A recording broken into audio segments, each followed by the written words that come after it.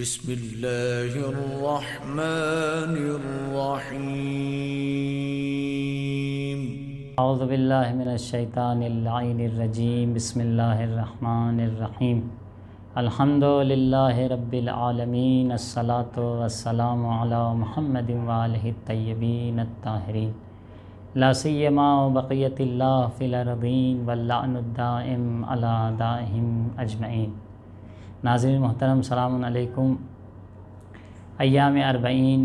قریب ہیں اور اربعین کی جو زیارت ہے، جو لوگ کو اس سال توفیق ہوئی کہ وہ کربلا جائیں اور امام حسین علیہ السلام کی زیارت سے مشرف ہوں، خوشا بحال،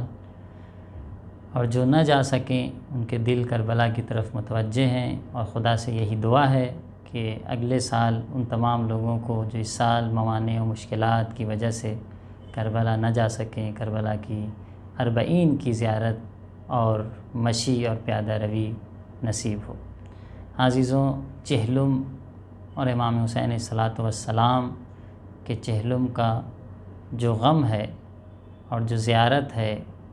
اور جو ہم امام کا 40واں مناتے ہیں، چہلم مناتے ہیں، پرسہ پیش کرتے ہیں، اس کے بارے میں مفصل گفتگو ہم نے گزشتہ اپنے بیان میں پیش کیا کہ چہلم ہم کیوں مناتے ہیں، اس کا مقصد کیا ہے۔ آج اس چیز کی طرف اشارہ کرنا مقصود ہے کہ کربلا میں سب سے پہلے کس نے چہلم منایا اور کون سی شخصیت تھی اور کون ایسا فرد تھا کہ جس نے کربلا میں چہلم منانے کی بنیاد ڈالی۔ سب سے پہلی شخصیت جناب جابر ابن عبداللہ انصاری، جو کہ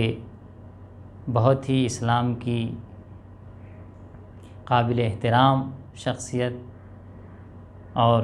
ان کی بہت عظمت ہے۔ جناب جابر ابن عبداللہ انصاری کی 5 امام کے زمانے کو انہوں نے در کیا، امام باقر علیہ السلام تک کو انہوں نے در کیا، اور جب امام باقر علیہ السلام نے ان سے پوچھا کہ جابر آپ کس حالت میں زندگی گزار رہے ہیں، جبکہ وہ نابینا ہو چکے تھے، کافی ضعیف ہو چکے تھے، تو انہوں نے کہا کہ مولا، میں اس حالت میں زندگی گزار رہا ہوں کہ غریبی کو مالداری پہ ترجیح دیتا ہوں، مصیبت کو، پریشانی کو راحتی اور سکون پر ترجیح دیتا ہوں، اور بیماری کو شفا یابی پہ ترجیح دیتا ہوں۔ تو اس وقت امام علیہ السلام نے بہت اچھا جواب اور بہت اچھا جملہ جابر سے کہا جابر، اچھی بات ہے، اور یہ صفت پیدا ہونا، میں یہ عرض کر رہا ہوں کہ یہ صفت اور یہ صفات ایک مومن کے اندر پائے جانا بہت ہی مشکل ہوتا ہے کہ وہ سختیوں کو ترجیح دے، وہ بیماری کو ترجیح دے، وہ مصیبت کو ترجیح دے، وہ فقر و فاقے کو ترجیح دے۔ لیکن امام علیہ السلام نے کیا خوبصورت جواب جناب جابر کو دیا، کہا جابر، ہم اہل بیت ایسے نہیں ہیں، ہم اللہ جس حال میں ہمیں رکھتا ہے ہم اس حال میں خوش رہنے کی کوشش کرتے ہیں۔ اگر وہ مالداری میں رکھنا چاہتا ہے تو ہم اس میں بھی خوش ہیں، اگر فقر و فاقے میں رکھنا چاہتا ہے پھر بھی ہم خوش ہیں، اگر بیماری دیتا ہے تب بھی ہم راضی ہیں، اگر شفا یابی اور صحت و سلامتی سے رکھتا ہے تب بھی ہم راضی ہیں، اسی طریقے سے اگر مصیبت دیتا ہے تب بھی ہم راضی ہیں، اور اللہ کی رضا پر راضی رہنے اور صبر کرنے کی کوشش کرتے ہیں، اور اگر خوشحال رکھتا ہے تو اس حال میں بھی ہم راضی ہیں۔ یعنی اللہ ہمیں جس حال میں عزیزوں راضی رکھنا چاہتا ہے، اور جس حال میں ہمیں رکھنا چاہتا ہے، ہمیں چاہیے کہ ہم اللہ کی رضا پر راضی رہیں۔ تو یہ جناب جابر ابن عبداللہ جو اتنے عظیم المرتبہ صحابی اور چاہنے والے 12 جو نقبہ ہیں، ان نقبہ میں بھی جناب جابر کے نام آتا ہے۔ آپ اربعین کے دن کربلا پہنچے ہیں، اربعین کی زیارت کے لیے، چہلم کی امام حسین علیہ السلام کی زیارت کے لیے کربلا مدینے سے آپ گئے ہیں، اور نقل مختلف ہیں۔ بعض نقل میں یہ ملتا ہے کہ آپ کے ساتھ آپ کے غلام عطیہ تھے، بعض نقل میں دوسرے نام بھی ملتے، اور یہ بھی ملتا ہے ہماری مقاتل میں اور تاریخ میں کہ جناب جابر جب گئے ہیں کربلا میں تو جناب جابر نے وہاں جب وہ فرات سے غسل کر کے اور قبر امام حسین علیہ السلام کا رخ کیا ہے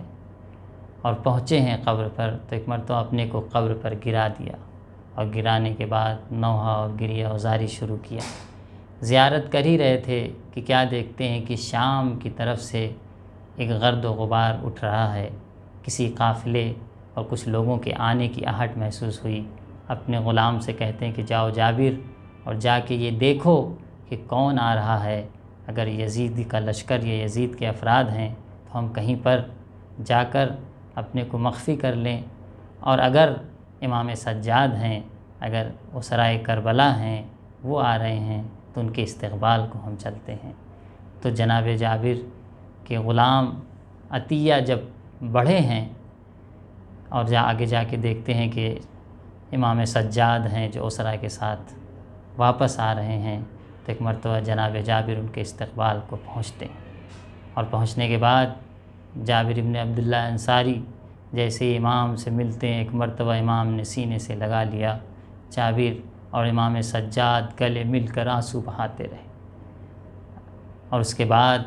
امام سجاد نے جناب جابر کو ایک ایک مقام کی زیارت کرائی، ایک ایک مقام کی زیارت کہ دیکھو اے جابر، یہاں وہ مقام ہے جہاں میرا بابا گھوڑے سے گرا تھا، یہ وہ مقام ہے جہاں شبیہ رسول کو شہید کیا گیا تھا، جابر یہ وہ مقام ہے جہاں ہمارے چچا عباس کے دائیں بازو قلم ہوئے تھے، دایاں بازو قلم ہوا تھا، یا یہ وہ مقام ہے جہاں پر ہمارے چچا عباس کا بایاں بازو قلم ہوا تھا، یہ وہ مقام ہے جہاں پر ہمارا چچا عباس فرات کے کنارے شہید کیا گیا تھا۔ عزیزوں، جابر کو ایک ایک مقام کی نشاندہی کرتے ہیں امام سجاد، اور نشاندہی کرنے کے بعد آپ یہ دیکھیں ایک چیز اور مقاتل میں یہ ملتی ہے اور قابل ذکر بھی ہے، وہ یہ کہ جناب جابر جو زیارت کو آئے ہیں کربلا میں، تو اسرائے کربلا بھی پہنچے۔ بعض نقل میں یہ ملتا ہے کہ سن 61 ہجری کے محرم میں جناب جابر، یعنی جس سال واقع عاشورہ واقع ہوا ہے، واقع کربلا نمود ہوا ہے، اسی سال جناب جابر 40 میں امام حسین کی زیارت کو آئے ہیں۔ تو اور بعض میں یہ بھی ملتا ہے کہ امام سجاد اور اسرائے کربلا بھی آئے ہیں۔ تو اس میں ایک علماء میں ایک گفتگو یہ ہے کہ کیسے ہو سکتا ہے کہ اس 20 دن کے فاصلے میں، جب کہ اسیران کا قافلہ اور اہل حرم کا قافلہ لٹا ہوا شام میں ہی پہلی سفر کو وارد ہوا، تو کیا 20 سفر تک وہ آزاد ہو چکے تھے؟ تو اس میں جو اس کا ایک تحلیلی جواب ہو سکتا ہے وہ یہ ہے کہ جناب جابر نے 2 مرتبہ زیارت کی،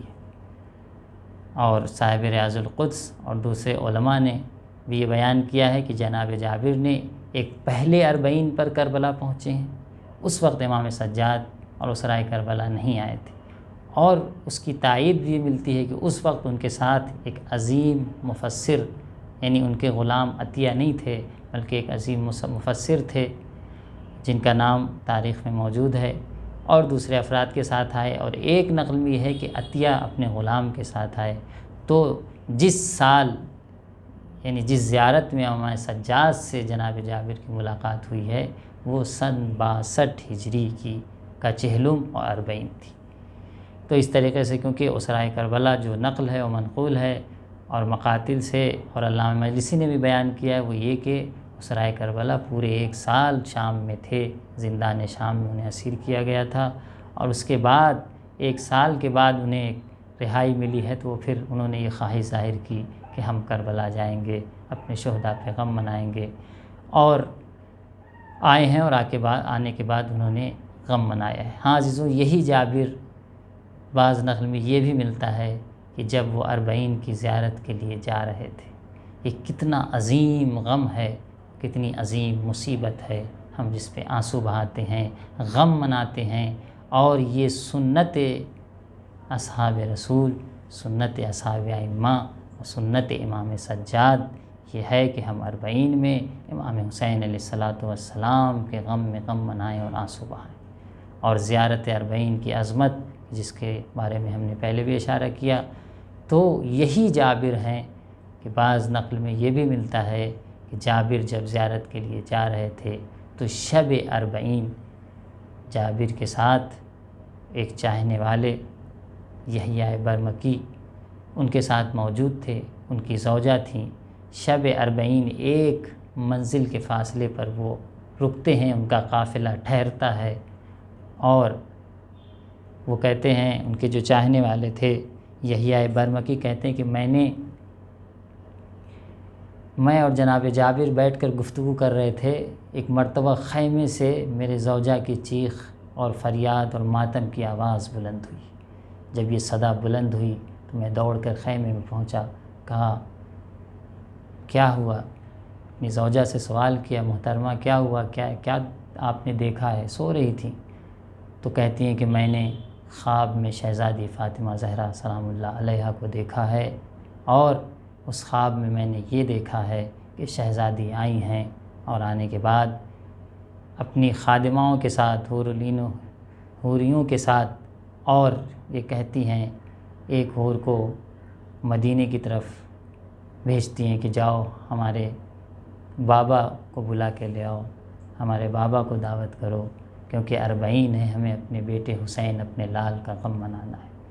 ایک حوریہ کو روانہ کرتی ہیں نجف کی طرف کہ ہمارے شوہر علی مرتضیٰ کو بلا کے لاؤ، اور ایک کو جنت البقیع امام حسن مجتبیٰ کی طرف روانہ کرتی ہیں۔ اور جب سب خواب میں، یہ خاتون اور محترمہ یہ بیوی تعریف کر رہی ہیں کہ خواب میں نے یہ دیکھا کہ جب تمام پنجتن کے افراد اکٹھا ہو گئے، یعنی علی مرتضیٰ، احمد مصطفیٰ، حسن مجتبیٰ، شہزادی فاطمہ زہرا، تو پھر اس کے بعد ماتم اور گریہ اور واہ حسینہ اور واہ حسینہ کی آوازیں بلند ہو رہی تھیں۔ گریہ و زاری اتنا شدید تھا، اور رونا اور پیٹنا حسین پر، غم منانا۔ تو عزیزوں، جب میں نے اس منظر کو دیکھا تو میں برداشت نہ کر سکا، میں فریاد کرتے کرتے نیند سے بیدار ہو گئی۔ ہاں عزیزوں، کربلا میں 40 میں اسی طریقے سے غم منایا گیا ہے کہ جب چاہنے والے یا امام سجاد یا اسرا پہنچے ہیں تو ان کے رونے کی آواز سے، ان کے فریاد واہ حسینہ واہ محمدہ کی آواز سے اطراف کے لوگ، غازریہ میں جو لوگ رہتے تھے وہ لوگ اکٹھا ہوئے، اور پھر جو غم و ماتم کا سلسلہ شروع ہوا ہے تو 3 دن تک 40 حسینی منائی گئی ہے۔ 3 دن تک سینہ زنی و ماتم ہوتا رہا، حسین والوں پر لوگ فرصہ دیتے رہے اور غم مناتے رہے۔ ہمیں بھی چاہیے، چاہنے والوں کو بھی چاہیے کہ اس عظیم مصیبت پر، حسین اور حسین والوں پر اکٹھا ہو کر 40 کی مناسبت پر غم منائیں، اور مسلسل حسین اور حسین کے چاہنے والوں کو پرسہ پیش کرتے رہیں۔ یہ ہماری ذمہ داری ہے۔ السلام علیکم۔